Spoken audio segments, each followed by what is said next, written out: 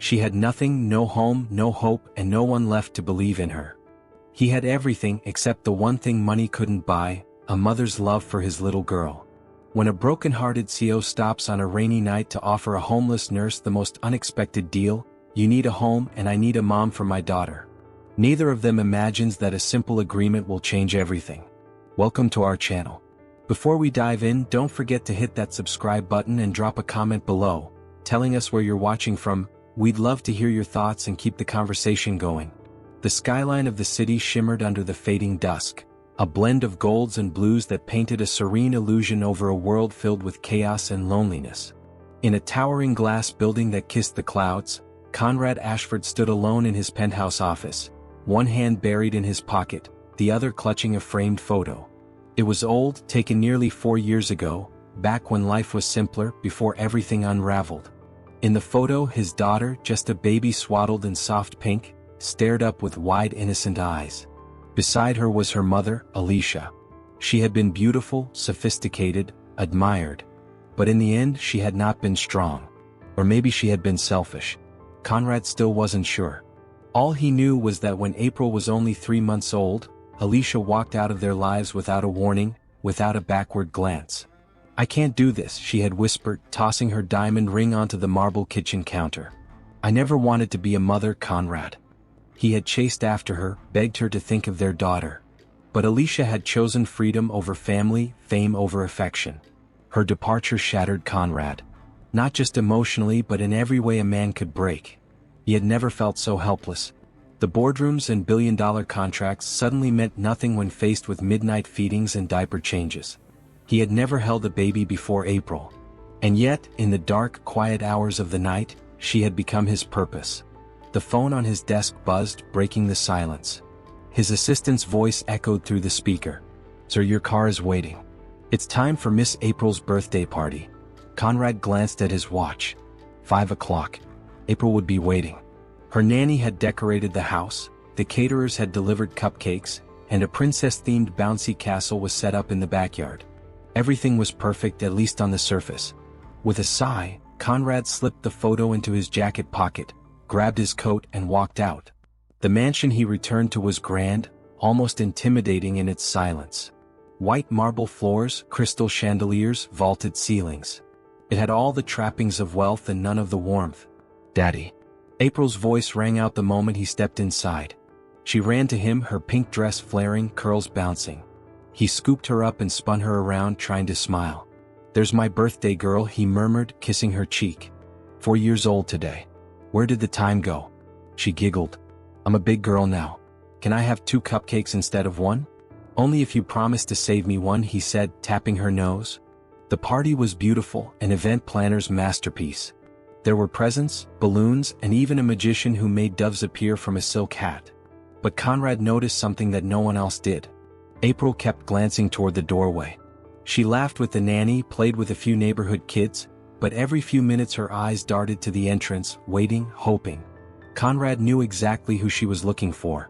Her mother. She never asked about Alicia, never cried for her, maybe because she didn't remember her. But she watched other children being picked up, kissed, held.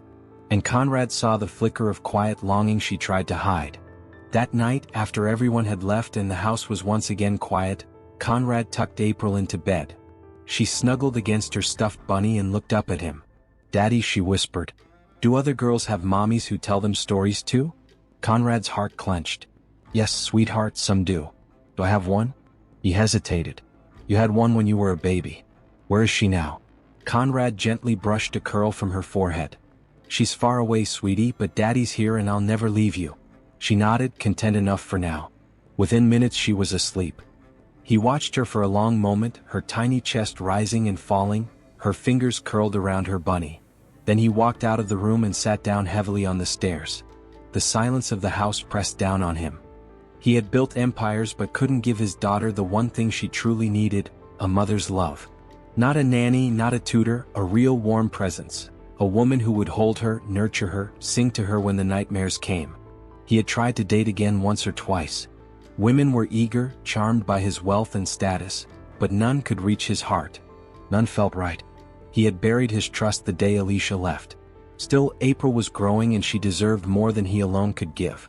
Conrad leaned back against the wall, eyes closed, and whispered to the empty house, "Maybe she needs someone more than just me."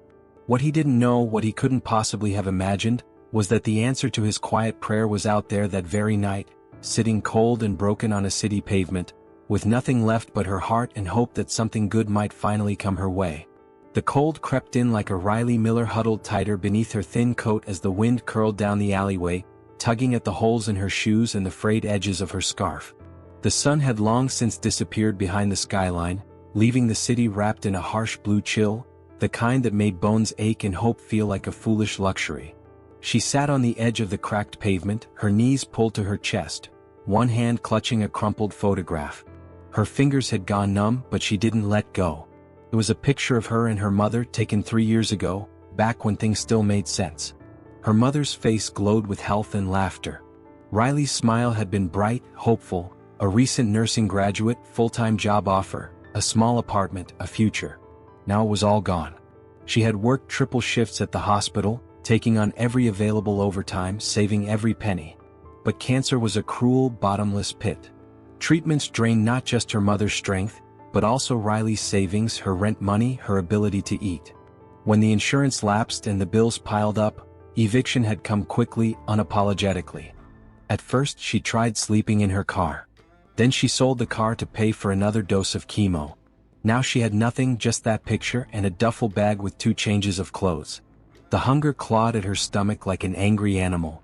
She had eaten half a stale muffin that morning, found in the trash behind a cafe, and drank water from a public restroom. Her throat was dry, her lips cracked, her head aching. But worse than the hunger was the exhaustion, a tiredness so deep it made her limbs feel like cement, a weariness that went beyond her body. She watched people pass, couples holding hands, well-dressed professionals stepping into sleek black cars, even a group of teenagers laughing over bubble tea. Life was going on without her. They didn't see her. Or maybe they saw her and looked away. The invisible shame of society, a young woman slouched on the sidewalk, dirty, tired, defeated. Riley pressed the heel of her hand to her eyes. The tears came anyway. Silent, warm trails down frozen cheeks. "I'm so tired," she whispered into the night. "I tried. I really tried." Her voice cracked. The pain of watching her mother waste away, of feeling helpless as the machines beeped slower and slower. It had broken something inside her. And now, sitting in the dim yellow glow of a flickering street lamp, she no longer had the energy to hope. It was pointless, wasn't it? People like her, people who gave everything for others, ended up on the street while the world kept spinning. Riley lowered her head and hugged her knees. She didn't see the little girl approaching at first. Just heard the sound of shoes, 2 sets. One fast and playful, the other deliberate. "Daddy, I'm cold," said a small voice. "We'll be home soon, sweetheart," came the deep, soothing reply. Riley didn't look up. Another father and daughter, probably on their way to some warm home filled with light and food. But the footsteps stopped. She felt at first a presence, a shadow standing just before her. Then a voice. Calm, curious, gentle. "Miss, are you all right?" Riley blinked, slowly looked up. A man crouched before her, eyes level with hers. He was dressed in a tailored charcoal coat, the expensive kind that whispered wealth. His face was sharp, commanding. But it wasn't his appearance that struck her. It was his eyes. They weren't cold. They weren't judgmental. They were kind. "No," she said honestly before she could stop herself. "I'm not all right." He waited, giving her space, not filling the silence with pity or polite dismissal. Just waiting. "I'm hungry," she said quietly, her voice trembling. "I'm broke, homeless. Nothing feels right anymore. I don't even know what I'm doing here." She expected him to flinch, to recoil, to hand her a $5 bill and walk away quickly. Instead, he studied her, thoughtfully, like he was seeing something most people missed. "You're a nurse?" he asked, noticing the hospital badge still clipped to her bag and scrubs she wore under the coat. Riley hesitated, then nodded. "I was. You gave everything for someone you love, didn't you?" She looked at him sharply. "I've done the same," he said softly. Beside him, the little girl peered at Riley with wide, curious eyes. "Daddy, is she okay?" Riley gave her a shaky smile. "Hi there." The girl stepped forward and whispered something to her father. He smiled faintly. Then he turned back to Riley, expression serious. "You seem like a good person," he said. So how about we make a deal? Riley furrowed her brows. A deal? He nodded once. You need a home. And I need a mom for my daughter. The words hung in the air like magic. Riley stared at him, sure she had misheard. Her throat dried up. Are you serious? He didn't smile. Didn't laugh. Completely. My daughter's mother left when she was a baby. She's 4 now. I've done my best, but she needs something I can't give. She needs a mother. I'm not asking for romance. Or anything complicated. Just treat her like your own. Give her the love only a woman can. Riley looked at the girl, soft curls, big eyes, a sweetness that pierced her heart. Then she looked at him. I don't know what to say. He stood, offered her his hand. Say yes, he said. And I'll take care of the rest. The wind howled softly between the buildings as Riley stared up at this stranger who, for reasons she couldn't understand, had just offered her a lifeline in the darkest moment of her life. And slowly, hesitantly, her hand reached up to meet his. The car was warm. Riley sat stiffly in the back seat of the sleek black SUV, her duffel bag tucked awkwardly at her feet. Her fingers trembled slightly in her lap, the whether from cold or nerves, she wasn't sure anymore. The plush leather, the quiet hum of the engine, and the faint scent of expensive cologne created a surreal contrast to the pavement she had been crying on just minutes earlier. She risked a glance toward the front seat. Conrad sat beside his daughter, calm, composed, one hand on the wheel and the other occasionally reaching over to adjust the little girl's seatbelt or tuck a curl behind her ear. There was something efficient in the way he moved, but also gentle, deliberate. Every now and then, he glanced into the rearview mirror at Riley, as if checking to make sure she hadn't bolted. Riley wasn't sure why she hadn't. Who is this man? What kind of stranger offers a home to someone they find on the street? And yet, it wasn't fear she felt.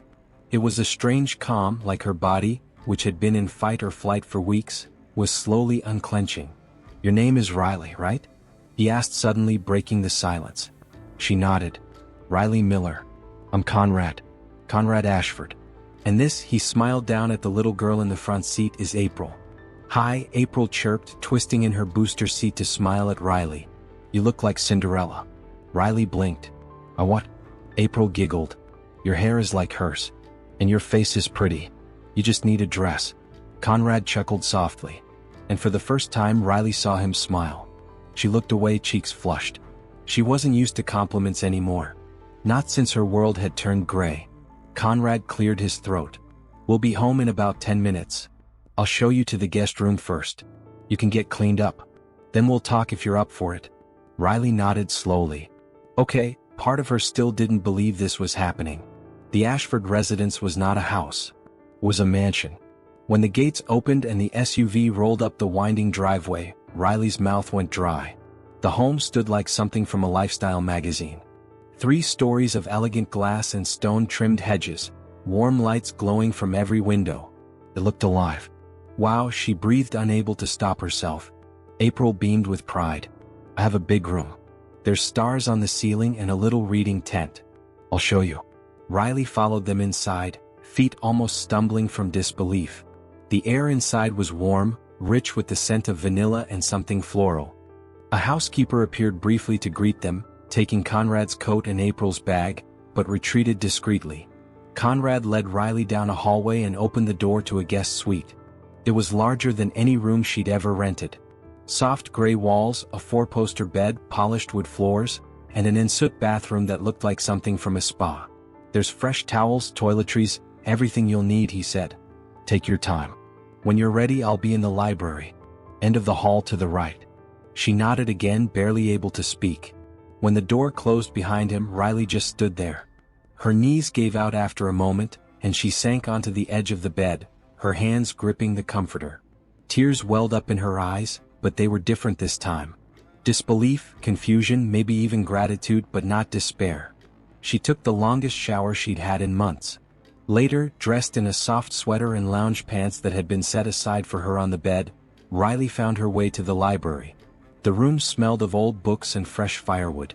A fireplace crackled in one corner, casting golden light on the dark shelves that lined the walls. Conrad stood near the window, staring out into the night, one hand wrapped around a tumbler of something amber. He turned as she entered. Feel better? She nodded. Thank you. He gestured toward the chair across from him. Sit. Let's talk. She did. He watched her for a moment as if measuring her carefully, then set down his glass. I meant what I said, Riley. I wasn't trying to rescue you. I don't believe in white knight fantasies or impulse charity. But I saw something in you. Something familiar. Riley met his gaze. What did you see? Someone who's been trying to survive. Someone who gave up everything for someone they loved. He paused. Someone who didn't quit even when the world did everything it could to crush them. She didn't answer. Her throat was too tight. I'm offering you something unconventional, he continued. Not romance. Not pity. A deal. Riley folded her hands. What kind of deal? I need a mother for April. Not a stepmother. Not a temporary babysitter. She's 4. She's starting to ask questions. And I can't give her everything she needs on my own. I've tried. He hesitated, then said softly. She needs a woman in her life. Someone patient, gentle, kind. Someone who will love her. Riley looked down at her hands. You barely know me. That's true, he said. But I know enough. And I'm a good judge of character. She gave him a skeptical look. He smiled faintly. I'm not asking you to be my wife, Riley. Just live here. Be there for April. Help her grow. Love her if you can. In return, I'll support you. You'll have food, clothes, anything you need. You can go back to school, pick up nursing again, or just take time to rebuild. No strings. No pressure. Riley swallowed hard. Her voice came out small. Why would you trust me with your daughter?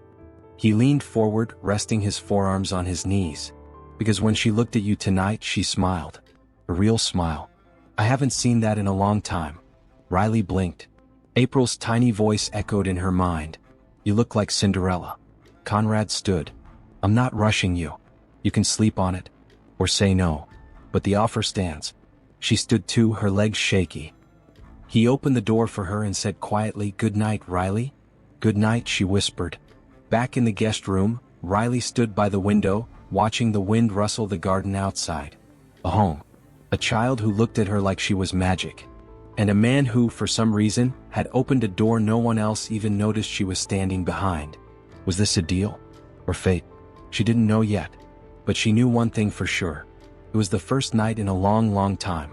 She wasn't cold.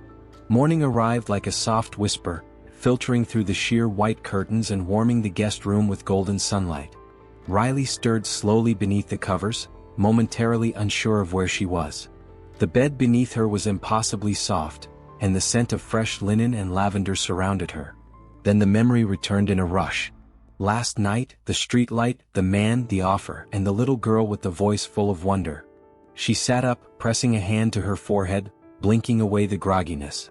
She hadn't slept that deeply in months. No shelter noises, no cold floor beneath her, no fear of being asked to leave at dawn. Instead there was stillness, safety. Someone had even left a fresh set of clothes on the end of the bed. Simple but new soft jeans, a pale blue blouse, and a cardigan that still smelled faintly of a store shelf.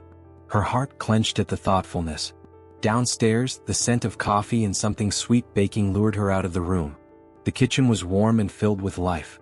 April sat at the island, legs swinging as she munched on a pancake shaped like a heart. Her face lit up when she saw Riley.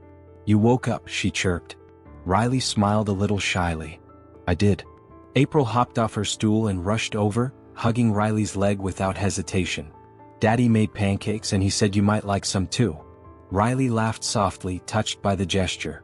She looked up to find Conrad standing near the stove, a spatula in one hand and a mug of coffee in the other. You cook? She asked, surprised. Conrad lifted a brow. I'm a man of many talents. She stepped closer, unsure of what was expected of her this morning. I can help if you want. He nodded toward a mug waiting on the counter. Coffee's yours. Breakfast is handled. She accepted the coffee and sat beside April, who was now telling her about her favorite cartoons and her stuffed animals. Riley listened, nodding, smiling, laughing gently when April told a particularly animated story about a unicorn who wore boots. Conrad eventually joined them, setting a fresh plate of pancakes in front of Riley. You're welcome to stay as long as you need, he said casually, as if offering a couch to an old friend. Riley paused, forked midair. About that, the offer you made. Conrad leaned back in his chair, folding his arms. I've thought about it, she said, meeting his eyes. It doesn't feel real. I'm still not sure if I'm dreaming. But if you're serious, if you really think I can help April, then yes, I'll do it. He studied her for a moment. You understand what this means? I do, she said firmly. I'm not agreeing just for a roof over my head. I know what a child needs. I've cared for children in pediatric wings. I've seen the difference a nurturing presence can make. And I won't pretend I'm perfect, but I'll give her everything I have. Pause. Then he nodded once, slow and resolute. All right. He reached into a folder sitting on the counter and handed her a few pages. Riley's eyebrows furrowed. What's this? A written agreement. It's not a legal contract, just something clear. So there are no misunderstandings. It outlines expectations, responsibilities, and terms. Riley scanned the first page. Her name was at the top. It detailed that she would be April's live-in caregiver with full access to the household and financial support for her personal needs. It also included clauses about boundaries, no obligation toward Conrad romantically or otherwise, and full freedom to leave if she ever felt uncomfortable. I had my legal team draft it this morning, he added. It's protective for both of us. Riley nodded slowly, appreciating the professionalism. But what struck her most wasn't the practicality. It was the line at the very bottom, handwritten. Above all, love her like your own. Riley looked up, emotion catching in her throat. You really thought this through. He gave a quiet smile. I don't offer anything I'm not prepared to honor. She signed it. Later that afternoon, Riley began unpacking the few belongings she had. April insisted on helping, proudly announcing that they were now roommates and that Riley could borrow her fairy wings anytime she wanted. When Riley gently tried to explain they weren't in the same room, April pouted. But I like you, she said stubbornly. Riley knelt and tucked a strand of hair behind April's ear. I like you too, sweetheart. But I snore. April giggled and ran off to find a stuffed bear to gift her. Riley watched her go, the smallest ache settling in her chest. It had been so long since she'd been part of anything, since someone had wanted her there, not out of duty but out of joy. That evening, Conrad found her in the garden, sitting on a bench with a book in her lap. She stood as he approached, but he waved her down. I just wanted to make sure you're comfortable, he said. I am more than I ever expected. He nodded, then hesitated. I know this arrangement is unconventional, and I know it might draw assumptions. She tilted her head. From who? From everyone. My staff, the press, my board. They watched me closely. Riley smiled faintly. Let them assume what they want. I'm not here for them. He looked at her, something unreadable in his gaze. You're handling this better than most would, Riley shrugged.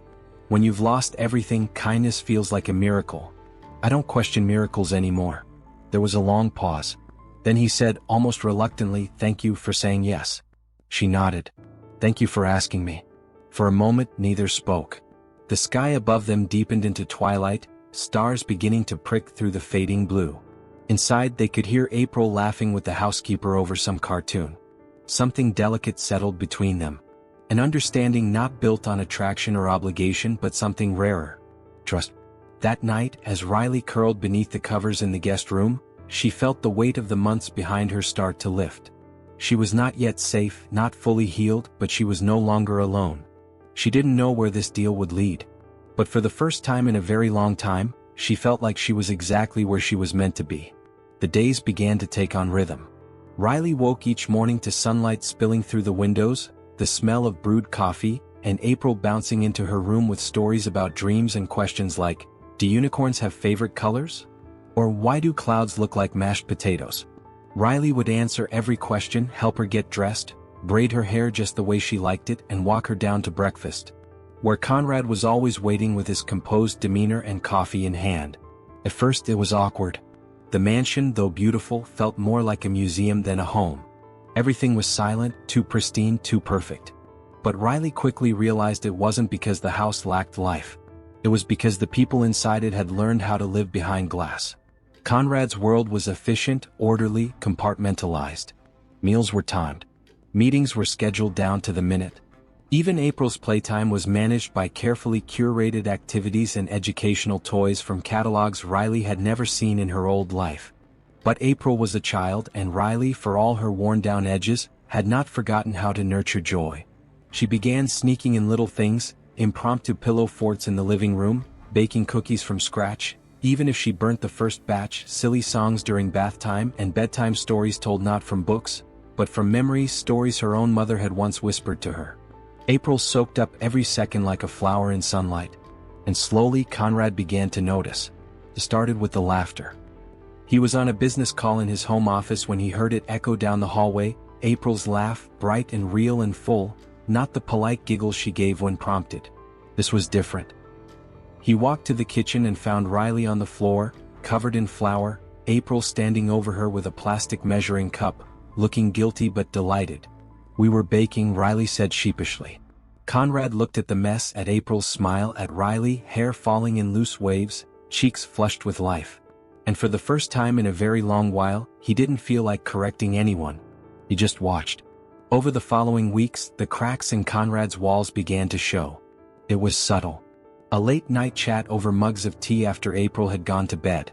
A shared joke when they both discovered the family dog was terrified of vacuum cleaners. Riley would catch him watching her sometimes, quietly, curiously, as though trying to solve a puzzle he hadn't known existed before. But then came the day that changed everything. It was a rainy Thursday. Riley had woken up with chills, her body aching, her head heavy. She had pushed through the morning, making April breakfast, helping her with a school project. But by early afternoon, her body gave in.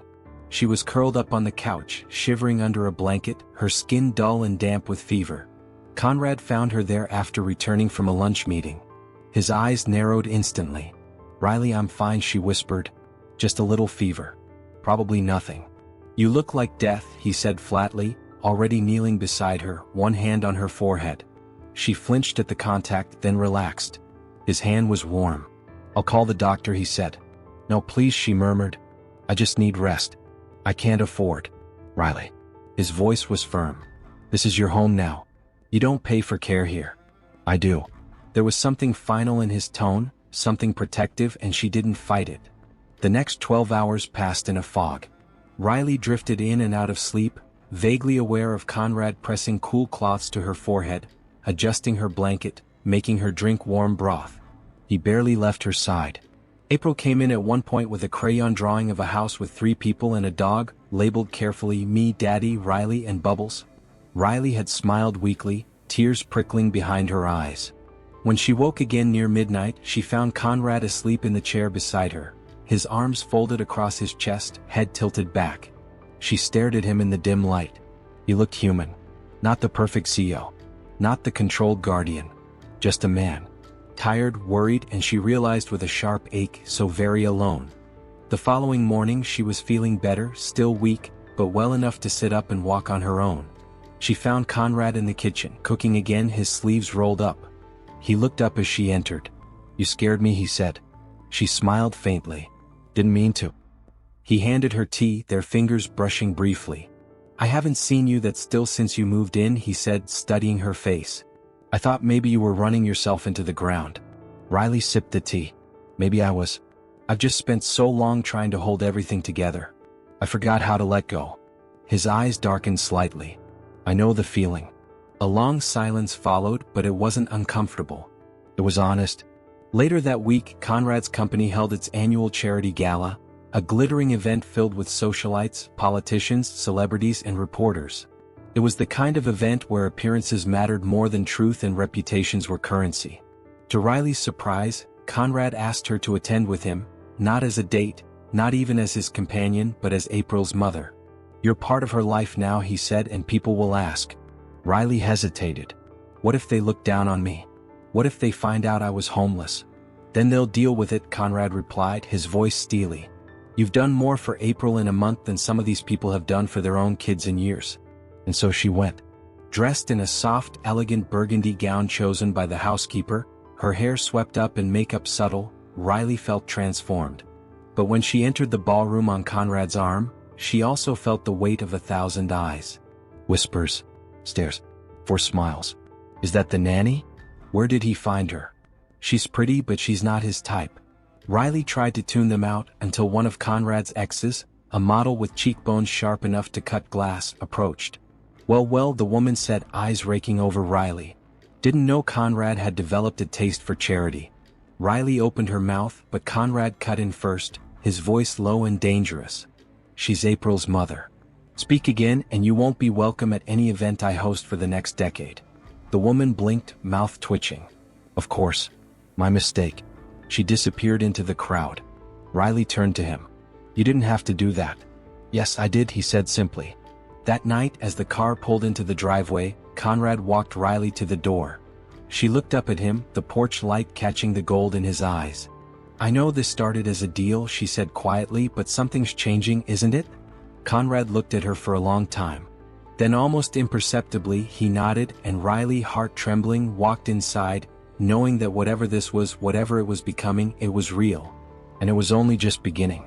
Riley had always believed that emotional lines, once drawn, were easy to keep. But living in Conrad Ashford's home, know his world, was like being asked to trace chalk lines during a storm. Every day she told herself this was still just a deal, a practical arrangement, a roof over her head, warmth for April, stability for herself. But each time Conrad smiled at her across the breakfast table, each time she found his jacket hung carefully next to hers in the foyer, each time April slipped her hand into hers like it was the most natural thing in the world, Riley felt herself blurring. She told herself it was gratitude. She told herself it was nothing more. But the heart rarely obeys the mind. She visits her mother from time to time. All her medical expenses have been handled by Conrad, although her mother's health was still the same. She cried sometimes, but sometimes she tells her unconscious mother about the new family she got and how they have been treating her well. One night, after April had fallen asleep clutching a new bedtime storybook, Riley lingered at the doorway longer than usual, watching the little girl breathe in and out, her features so soft and peaceful. She loved that child fiercely, deeply, not because she was asked to, but because April made it impossible not to. Riley slowly closed the door and turned to find Conrad standing at the end of the hallway watching her. He didn't say a word, just nodded toward the stairs, and she followed him without question. In the sitting room they settled into their usual routine. He poured a glass of wine, she curled up with tea. The fire cracked between them, painting gold across the walls and flickering warmth into the otherwise quiet evening. You're good with her, he said finally. Riley looked over her mug, unsure how to respond. She makes it easy. No, he shook his head, eyes fixed on the fire. Not everyone knows how to love a child that's not their own. You do. Riley placed her cup down slowly, her throat suddenly tight. She's never felt like someone else's. Conrad turned to her, his expression unreadable. And me? She froze. What? Do I still feel like someone else's? He asked quietly, the space between them shrinking not in inches but in honesty. Riley opened her mouth to speak, but the words tangled. She had been so careful, so disciplined. But now her heart thudded in her chest like a warning drum. It wasn't supposed to be like this, she said finally. I came here to help a little girl to find a place to survive. And now, Riley looked down at her hands. Now I don't know what I'm doing anymore. Conrad rose from the armchair and crossed the room. He didn't touch her, just stood a few feet away, like he didn't want to pressure her, but couldn't stay distant either. I never meant for this to happen, he said. This wasn't part of my plan. Riley looked up at him. Then why did you ask me to stay? Because I saw someone kind. Someone good. Someone April needed. His jaw tightened, and maybe someone I needed too. Silence fell like snow between them. Then Conrad stepped closer, lowering his voice. But I've been afraid, Riley. Afraid that if I let this, whatever this is, become something more, I'd be asking you to carry too much. Again, tears pricked at her eyes. You're not, but I'm afraid too. Of what? That it's not real. That I'm just filling a role until you realize it. He took one more step, closing the final distance. Riley, look at me. She did. I made a deal with you to give my daughter a mother, he said slowly. But I didn't expect to find a woman who would make this house feel like a home again. Who would make me laugh at the end of the day. Who would make the silence bearable. His voice lowered. I didn't expect to fall for you. Riley's breath hitched. Her heart was pounding so hard she felt dizzy. You don't have to say anything, he added quickly. I just needed you to know. I couldn't keep pretending this was still just a deal. But Riley didn't move away. She reached for his hand, tentative, soft, and laced her fingers through his. I stopped pretending a long time ago, she whispered. Then without thinking, without planning, she rose to her toes and kissed him. It was gentle at first, barely more than a touch. But it was everything. It was months of unspoken feelings, of quiet gestures, of stolen glances finally given voice. When they pulled apart, Conrad pressed his forehead against hers. "I don't want to rush you," he said softly. "We don't need to name this. Not yet." "I don't want to leave," she replied. "That's all I know." He wrapped his arms around her and held her there, in the firelit room, in the center of everything neither of them ever expected. Later that night, Riley stood by the window in her room, staring up at the stars. She was no longer the woman who cried on the sidewalk with nothing but a bag and a broken spirit. She had found something. No, someone unexpected. Love didn't come in grand declarations or sweeping gestures. Sometimes it came in the form of pancakes, bedtime stories, and a man quietly standing by your side when you were too sick to stand alone. This wasn't part of the plan, but maybe that was the point. It was the same sidewalk, the same stretch of cracked pavement beneath streetlights that flickered like tired eyes. The same city humming in the background with indifference. The same bench, still old and rusted, where a woman once sat in despair, clutching a duffel bag and trying to disappear. Riley stood there now, dressed in white. Not a grand, glittering white, but something soft, simple, elegant, a flowing gown that whispered of beginnings rather than performances. Her hair was swept back with delicate pins, tendrils curled against her neck. She didn't wear a veil. She didn't need to hide. Conrad stood a few feet away, dressed in a navy suit that somehow looked better on him than any of the tailored tuxedos he had worn to galas. His tie was slightly crooked, thanks to April's final helpful tug before she'd run ahead toward the garden where guests were gathering. He looked at Riley like he was seeing her for the first time. "You brought me back here," she said softly. "I thought it was the right place to start the rest of our story." Riley's throat tightened. She looked down at the ground at the very spot where she'd once whispered, "I'm hungry, broke, and homeless," and where Conrad had answered with, "You need a home, and I need a mom for my daughter." And now she had both and something even more. Riley stepped forward and slipped her hand into his. "We didn't meet by accident," she said, voice catching. "We met because we both needed saving." He nodded, brushing his thumb across her knuckles. "And we did it together." The wedding was held in the backyard of the mansion, not because of money, but because of meaning. It had been the place where April first called Riley Mommy, where cookies were burned and pillow forts were built, where laughter replaced silence. The guests were few, friends, staff who had become family, and a few of Riley's former colleagues from the hospital, who'd come with tearful hugs and stories of how she'd once lit up entire wings with her compassion. And Riley's mother, now better, smiling and radiant, sat at the front row in a lilac dress, her eyes brimming with emotion. She had tears in them from the moment Riley walked down the garden aisle. April was the flower girl, of course, but she refused to walk alone. Instead, she grabbed both Conrad's and Riley's hands and marched between them with her head held high, proudly tossing petals in a way that felt more like a declaration than a performance. When they reached the small altar, Conrad lifted April, kissed her cheek, and whispered something only she could hear. She nodded solemnly, then skipped back to her seat, giving Riley a little thumbs up. The officiant began, but the world faded into quiet focus. Riley wasn't listening to the words anymore. She was watching Conrad. There was no trace of the distant, haunted CEO she had met all those months ago. He was grounded now, anchored. There was warmth behind his eyes and peace in his smile. And for once, she saw herself through his gaze, not as someone broken or burdened, but someone cherished. When it was time for vows, Conrad held her hands and said, "I thought I was saving my daughter when I made you an offer. But I realize now I was saving myself. You taught me how to live again.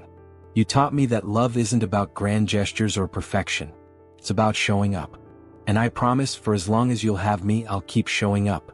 For you, for April, for our family." Riley's voice trembled, but her heart did not. "You found me at my lowest," she whispered, "when I had nothing to give. And instead of turning away, you gave me a home. But you didn't stop there.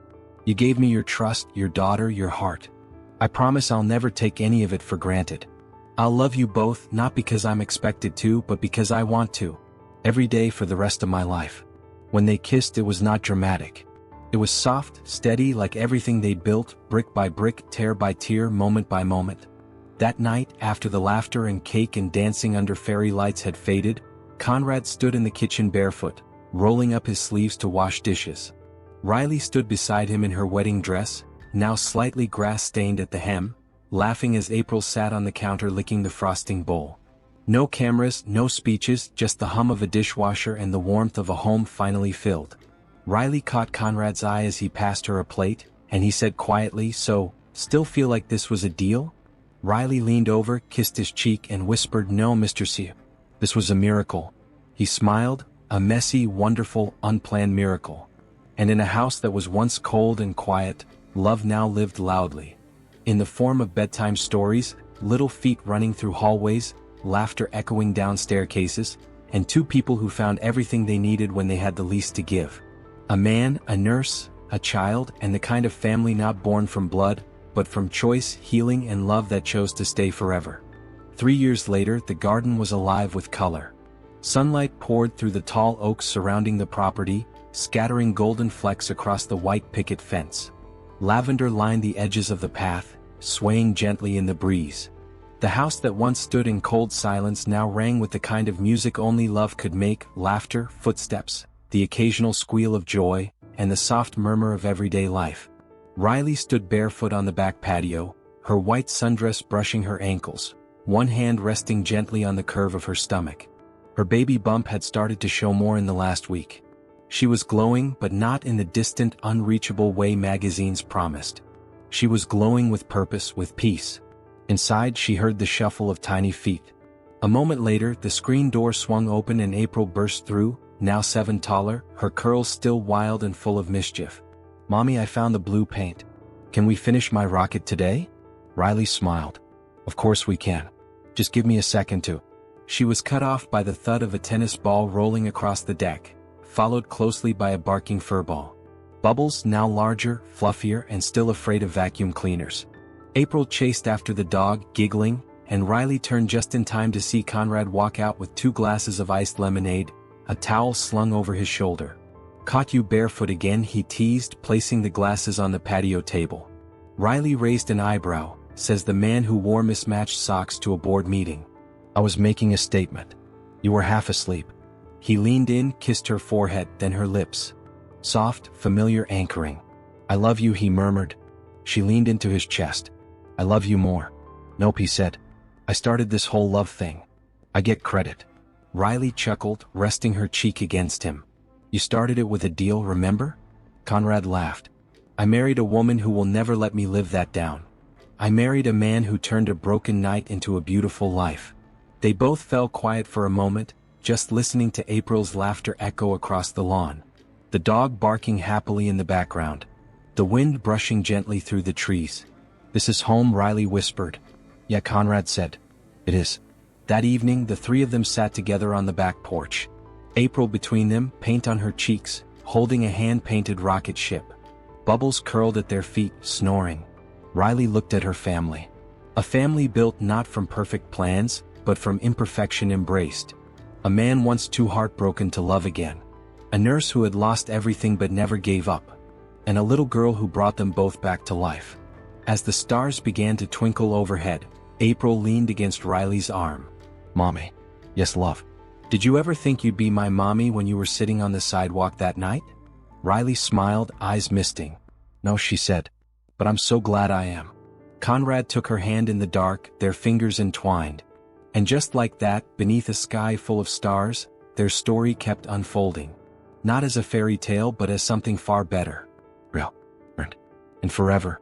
If this story touched your heart, remember, sometimes the smallest steps lead to the biggest changes. Share your thoughts in the comments and subscribe and join us for more stories that prove compassion can change the world.